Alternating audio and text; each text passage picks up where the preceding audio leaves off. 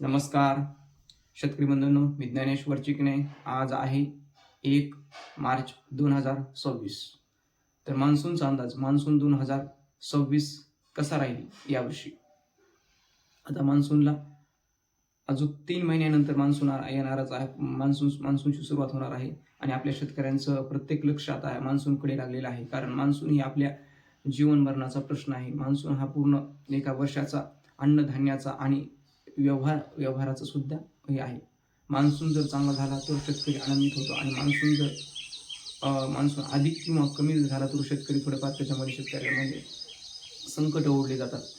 तर यावर्षी मान्सून कसा राहील यावर्षी एकंदरच पाहिजे दिसत म्हणून यावर्षी प्रशांत महासागरामध्ये अल निनो उद्भवत आहे. म्हणजे एकंदरच पाहिजे तर सरासरीपेक्षा तापमान तिथे वाढत आहे, तापमान वाढवत आहे. आणि तापमान जर वाढ झाली तर एकंदरच रेकॉर्डानुसार तापमान जर वाढ झाली तर पाऊस काळ हा भारतामध्ये बऱ्याच वेळेस कमी झालेला आहे. म्हणजे 100 एकंदरच जर पाहिजे तर 100 वेळामधून जवळपास 70 ते 80 वेळेस हे भारतामध्ये पाऊस काळ हा कमी झालेला आहे सरासरीपेक्षा त्या रेकॉर्डानुसार. पण यावर्षी कसं होणार आहे ते यावर्षी देखील तापमानामध्ये जरी प्रशांत महासागरामध्ये अल निनो उद्भवलेला आहे तरी यावर्षी भारतावर परिणाम होणार नाही. भारतावर परिणाम होणार नाही, त्याचा कुठलाही भारतावर त्याचा जास्तीत जास्त परिणाम होणार नाही भारतावर. तर एकंदरच यावर्षी पाऊसमान हा भारतामध्ये आणि महाराष्ट्रामध्ये देखील सरासरीत करण्याची शक्यता आहे. त्यामुळे शेतकऱ्यांनी काय घाबरू नये.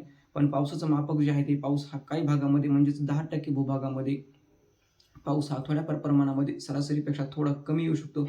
पण त्या सरासरीपेक्षा जरी पाऊस कमी आला तर त्यामुळे पिकांना हानी मोठ्या प्रमाणामध्ये होणार नाही किंवा दुष्काळी परिस्थिती होणार नाही 10% भूभागामध्ये देखील.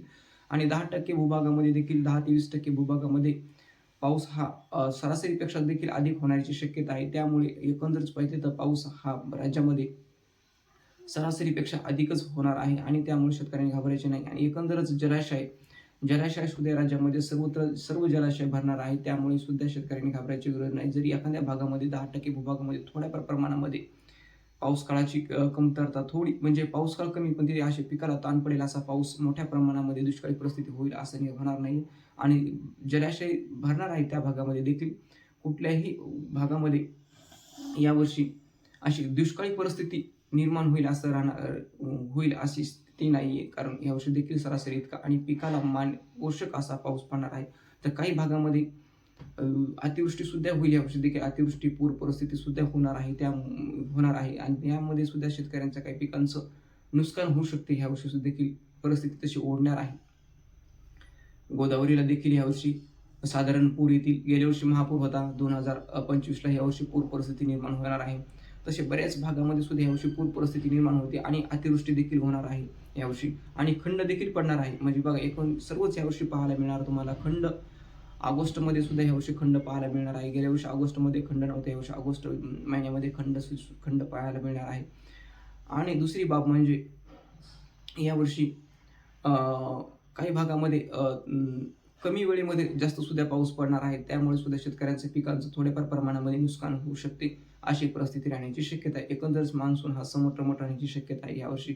एकंदरच खूप मोठ्या प्रमाणामध्ये पाऊस काळ नाही आणि सरासरीपेक्षाही कमी पाऊस काळ नाही. एकंदरच सरासरी इतकंच होणार आहे. त्यामुळे थोड्याफार प्रमाणामध्ये नुकसानदायक सुद्धा पाऊस पडणार अशी सुद्धा होण्याची शक्यता आहे. तर हा झाला आपला अंदाज. तर आपल्या माऊली चिकणे हवामान अंदाज YouTube चॅनलला तुम्ही सबस्क्राईब जर केलं नसेल तर तुम्ही सबस्क्राईब करा. धन्यवाद.